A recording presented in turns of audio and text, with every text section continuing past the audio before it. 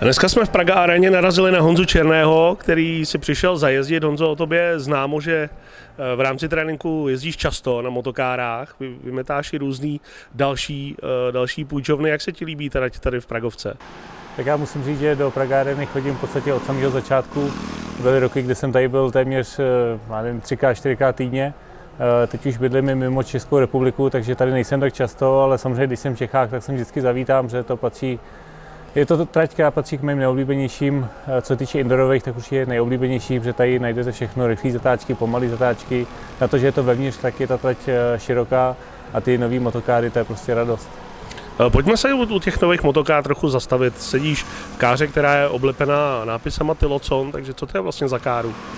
Musím říct, že když kluci říkali, že ty motokáry pořídějí, tak jsem si říkal, no tak jasně, tak půjčovnářská motokára, to prostě znám.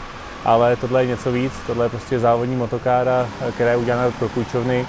Jsou na tom pneumatiky, které mají krásnou přilnavost a hodně to drží. No a ten motor, to je prostě závodní motor, speciální motor. A ta motokára je k tomu upravená tak, aby to dosáhlo maximálního výkonu a je to fakt radost řídit. A není to prostě pro mě jenom takové ježdění dokola, ale je to prostě příprava na závody, což je přesně to, co potřebuju. Jsem rád, že si řekl tu poslední větu, protože člověk by si říkal, člověk, který závodí v rallye na různých površích s autem s pohonem všech kol, co mu může dát motokára k jeho závodění?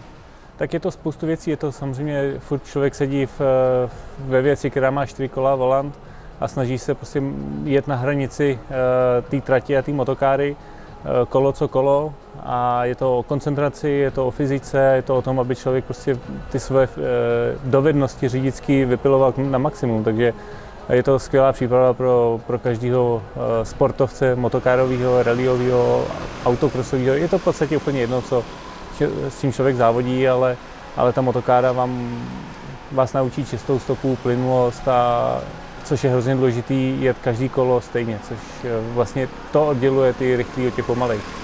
Myslíš si, že to má co dát i lidem, kteří se prostě chtějí jít jenom svést, ale najezdí třeba hodně kilometrů na běžných silnicích? Samozřejmě, je to, když člověk tady najezdí spoustu kilometrů a pak v normálním autě dostane třeba smyk, tak prostě bude vědět, jak to zvládat.